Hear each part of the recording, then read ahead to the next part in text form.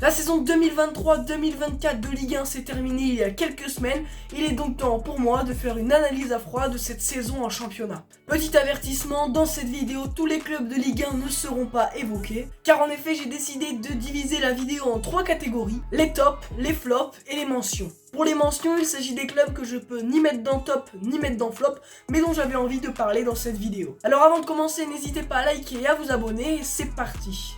On commence par les flops de cette saison et comment ne pas débuter par l'Olympique de Marseille. Deuxième budget du championnat, 8ème au final et pas de Coupe d'Europe l'année prochaine. La saison de Ligue 1 de l'OM a été très compliquée avec notamment 4 coachs en une seule saison. Ces changements récurrents n'ont pas aidé à développer du beau jeu, mais le plus inquiétant c'est que je ne pense pas que ce soit juste un accident. En effet, aucune vision à long terme pour le projet, pas de coach pour l'année prochaine et encore une fois un effectif qui va être quasiment redessiné. Attendons de voir, mais pour moi la saison prochaine ne commence déjà pas bien. Deuxième flop, il s'agit du Stade Rennais. Un peu dans le même style que l'OM, le Stade Rennais 6ème budget échoue à la 10ème place de notre championnat et sera donc sans compétition européenne la saison prochaine. Mais bon, à l'heure actuelle, je pense que le projet rennais est mieux géré que le marseillais et pour moi, il s'agit uniquement d'un accident. Mais après, le club cet été va perdre son directeur sportif Florian Maurice qui est parti à l'OGC Nice et va devoir trouver un nouveau coach. En conclusion, cette saison est le point final d'un projet rennais, la prochaine sera le début d'un nouveau dans lequel je crois énormément. Troisième et dernier flop, le FC Lorient. En effet, les Merlus sont relégués suite à une gestion catastrophique de la part de leur président Loïc Ferry,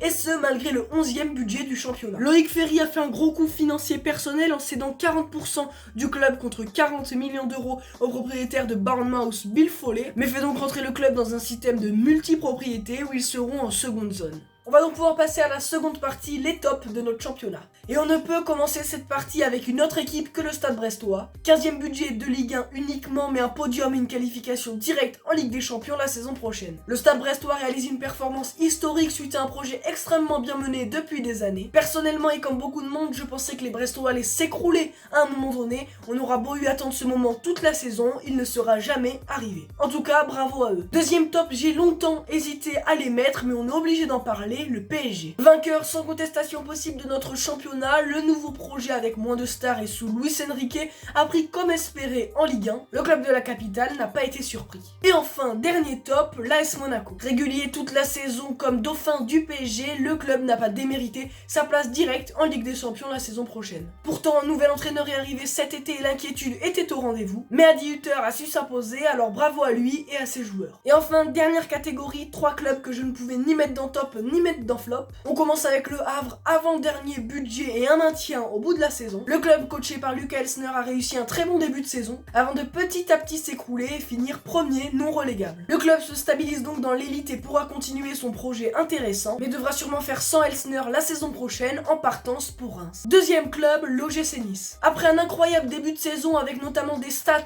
excellentes voire historiques au niveau défensif, on imaginait les Niçois se battre toute la saison pour la seconde place. Mais après un début de deuxième partie de saison catastrophique, les Niçois sont vite descendus au classement, mais ont quand même réussi à accrocher une qualification en Ligue Europa la saison prochaine. Et enfin, dernière équipe, comment ne pas parler de l'Olympique Lyonnais? À l'inverse des Niçois, les Lyonnais ont connu un début de saison catastrophique qui, selon les stats historiques, les aurait envoyés en Ligue 2. Après les limogeages de Laurent Blanc et Fabio Grosso, Pierre Sage est arrivé à la tête du club et a réalisé un travail monumental. Les Lyonnais vont pouvoir bâtir leur nouveau projet dès l'année prochaine grâce à une qualification en Europa League et grâce au soutien financier de John Textor. Et voilà les amis, on arrive à la fin de cette vidéo, j'espère qu'elle vous a plu. En tout cas moi j'ai énormément apprécié vous faire ce petit récap de cette saison de Ligue 1. Alors si vous avez apprécié, n'hésitez pas à liker, commenter, partager. Et nous on se retrouve d'ici une semaine ou deux pour de nouvelles news. À bientôt.